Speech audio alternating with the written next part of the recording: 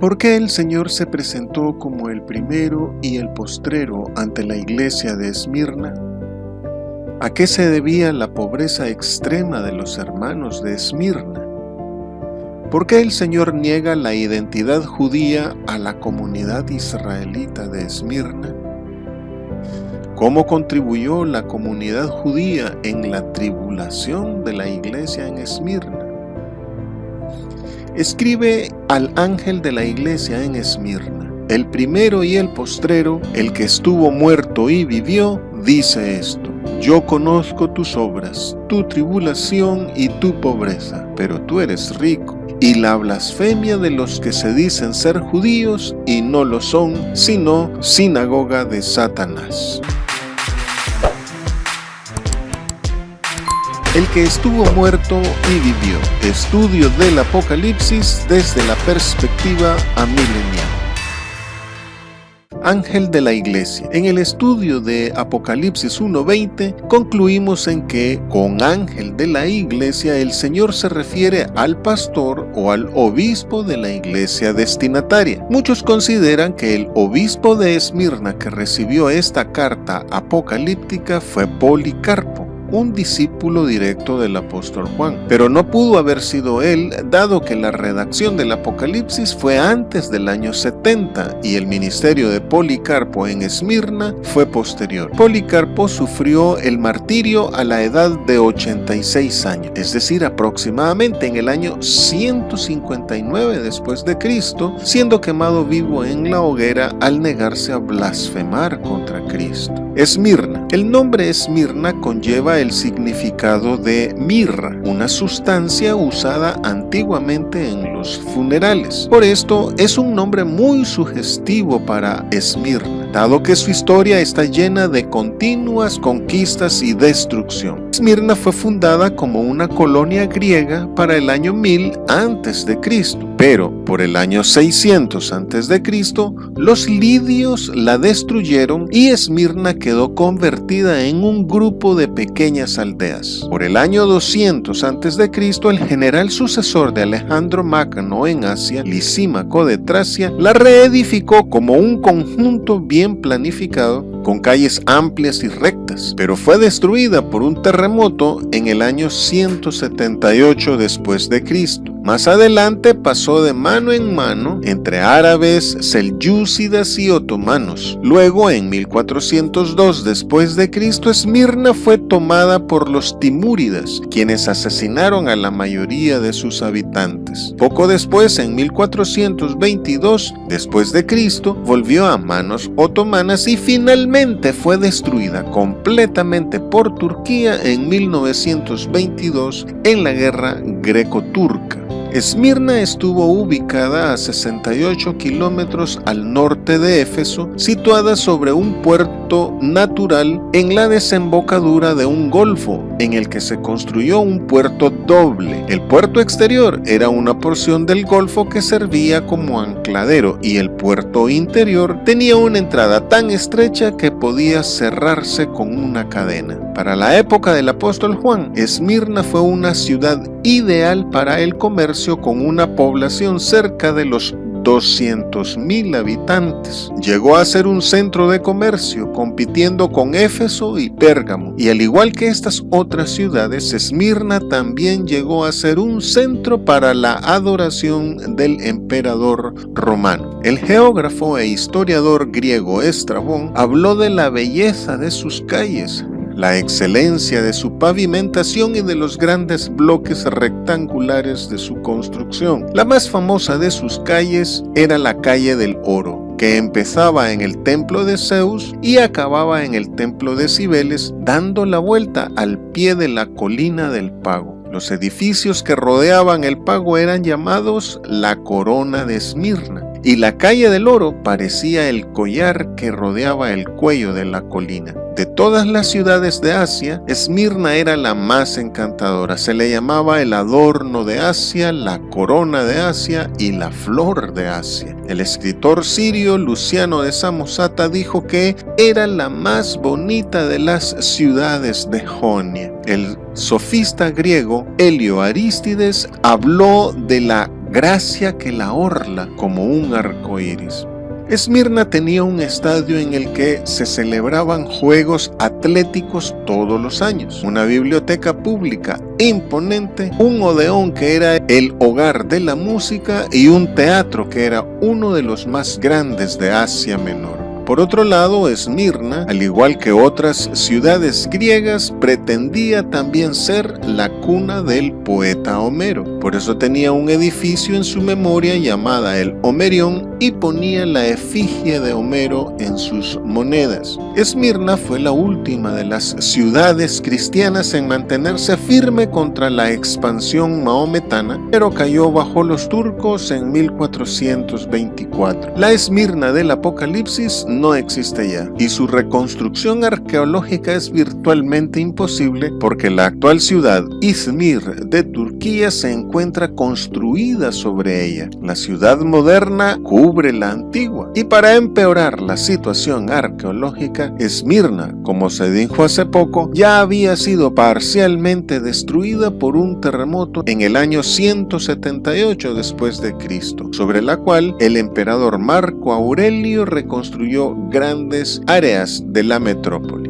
El primero y el postrero. Este título dado al Señor Jesús es equivalente a los títulos de Alfa y Omega, principio y fin. Al llamarse como el primero y el postrero, el Señor Jesús hace una contraposición a la magnificencia arquitectónica de la ciudad. Esmirna era famosa por su grandeza municipal y su orgullo local. Cada habitante de Esmirna exaltaba la grandeza de la estructura de su ciudad. Pero en comparación con la gloria de Cristo, todas estas distinciones terrenales son vanas. Además, el Señor Jesucristo está por anunciar a los creyentes en Esmirna el padecimiento de una persecución breve pero intensa, por lo que al presentarse como el primero y el último les hace saber dos cosas. Primera, que Él está en control de todo, así como su propia pasión y muerte, así también los sufrimientos y persecución de su iglesia están en sus manos. Segunda, que Él ya pasó por eso. Como fue Él el primero, podemos tomar ejemplo de Él. Si Él venció, su iglesia también vencerá. Su mensaje y promesas no son palabras que se lleva el viento, las podemos verificar en Él mismo. La glorificación de Cristo Jesús comenzó con sus sufrimientos y así será con los creyentes. El Señor dijo que su muerte era su glorificación y así lo entendió también el apóstol Pedro. De este modo, sacrificio y glorificación son idénticos, lo que va en correspondencia con la enseñanza de ser el postrero entre los primeros, de ser siervo para ser el mayor. La verdadera glorificación de todo creyente es la cruz y la entrega, pues en relación inversa al sacrificio, así seremos exaltados. Hagamos que la palabra de Dios corra y sea glorificada. Dale clic en me gusta, suscríbete, haz un comentario y comparte este video para que este contenido llegue a más personas. El que estuvo muerto y vivió. La estratégica posición geográfica de Esmirna en el centro de la costa del mar Egeo, más sus numerosos recursos, le hicieron víctima de jonios, lidios y persas. Pero después de cada destructiva conquista, Esmirna levantó su cabeza volviéndose a refundar. Así, esta expresión del Señor, el que estuvo muerto y vivió, va en referencia con la historia de las destrucciones que sufrió Esmirna, resurgiendo de entre ellas. Y la iglesia de Esmirna repetirá la historia de su ciudad, por lo que el Señor le anuncia una persecución que le sobrevendrá pronto, aunque breve. Por tanto, la expresión el que estuvo muerto y vivió es también una palabra de aliento y fortaleza para la iglesia de Esmirna, a la que no se le reprocha nada, pero se le exhorta a permanecer firme en la persecución que le vendrá. Conozco tus obras. La palabra obras no existe en el original griego. El manuscrito griego literalmente dice: conozco tu aflicción, tu pobreza y los insultos de los que se dicen judíos. Al igual que con el trabajo y paciencia de los de Éfeso, el conocimiento del Señor Jesucristo está dicho en el sentido de estar Él participando junto a los de Esmirna de su tribulación y pobreza. Yo sé todo lo que están soportando, les asegura el Señor. Él se identifica con ellos en sus sufrimientos hasta el punto de que en toda angustia de ellos, Él fue angustiado. Por eso se presenta como el que estuvo muerto y vivió, el primero y el postrero, es decir, se presenta como el vencedor de la muerte, como el que tiene todo el control, animando a los suyos con esta palabra a ser vencedores también. Tribulación.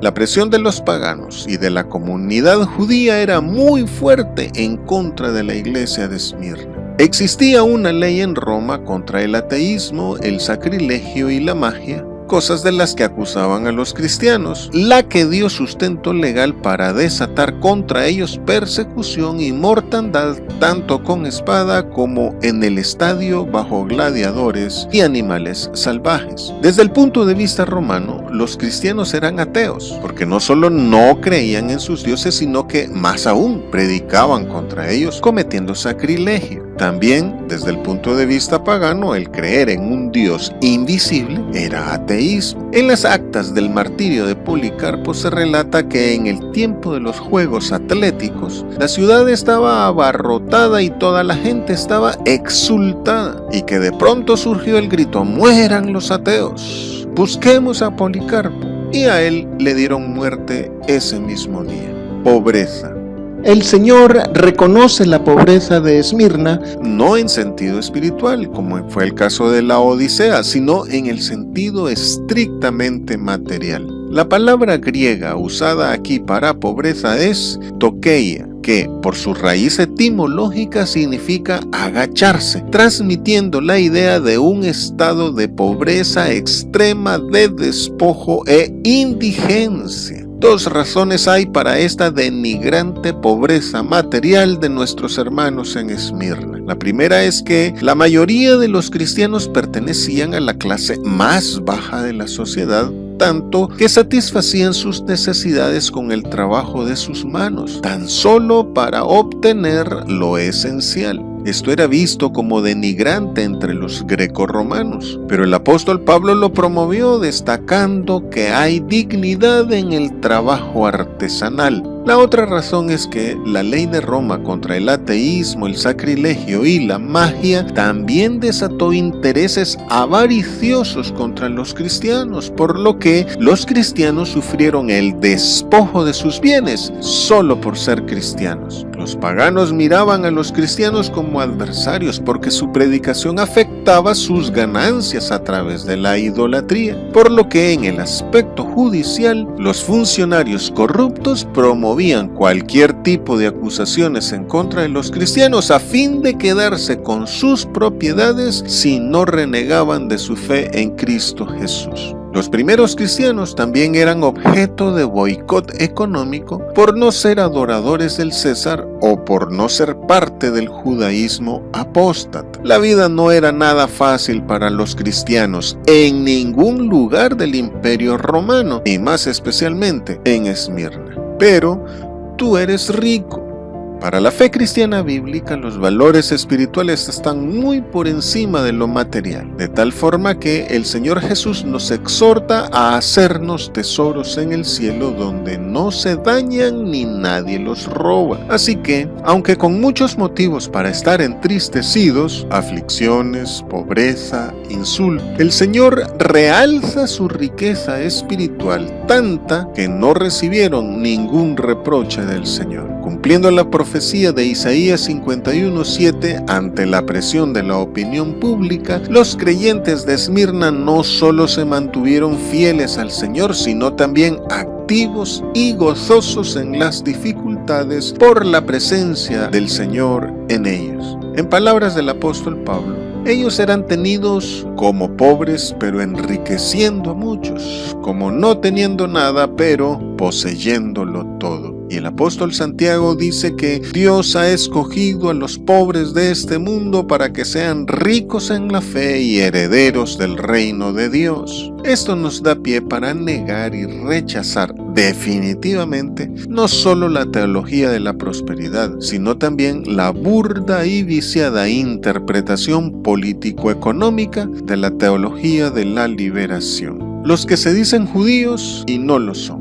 Es un criterio básico del cristianismo que la Iglesia ha reemplazado al Israel según la carne como el pueblo de Dios, que es la superación del judaísmo del Antiguo Testamento, también su continuidad. El apóstol Pablo enfatiza esto diciendo: no es judío el que lo es exteriormente, ni es la circuncisión la que se hace exteriormente en la carne, sino que es judío el que lo es en lo interior. Y la circuncisión es la del corazón, en espíritu, no en letra, la alabanza del cual no viene de los hombres, sino de Dios. De aquí la adicional advertencia apostólica: guardaos de los mutiladores del cuerpo, porque nosotros somos la circuncisión, los que en espíritu servimos a Dios y nos gloriamos en Cristo Jesús, no teniendo confianza en la carne. No caigamos pues en la trampa de muchos, que por supuestamente buscar las raíces hebreas de la fe cristiana, terminan judaizándose, queriendo incluso hablar, bailar y hasta vestirse como judíos.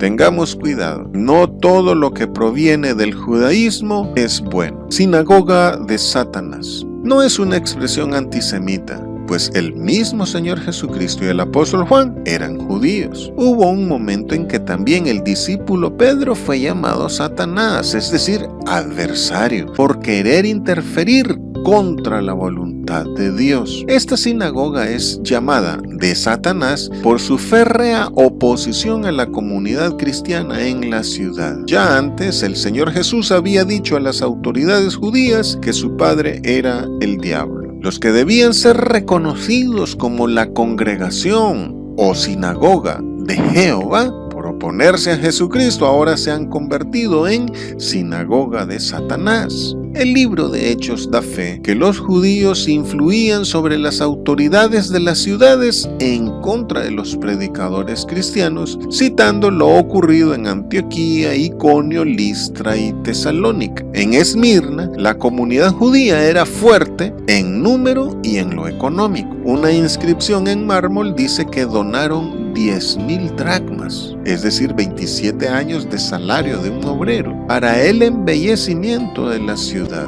Y la hostilidad judía contra la iglesia en Esmirna no solo se debió a las diferencias de opinión sobre las escrituras, es que también su comunidad se había reducido grandemente porque muchos de los cristianos en Esmirna habían salido de entre ellos y de entre sus prosélitos. Esta férrea oposición judía contra los creyentes en Jesús se mantuvo incluso hasta finales del siglo II después de Cristo, cuando llevaron a Policarpo, el obispo de Esmirna, a la muerte. Según el acta de su martirio, escrita poco después de su muerte por un creyente llamado Marción, testigo del hecho, la ejecución de Policarpo fue incitada también por un grupo de judíos pertenecientes a la sinagoga de Esmirna. Increíblemente, según esta acta, los judíos hablaron de Policarpo como el maestro de Asia, el padre de los cristianos, el derribador de nuestros dioses, que enseña a muchos a no sacrificar ni adorar. Siendo que Satanás es el acusador de nuestros hermanos, al acusar de esta manera a los cristianos, la comunidad judía se convertía en una sinagoga de Satanás.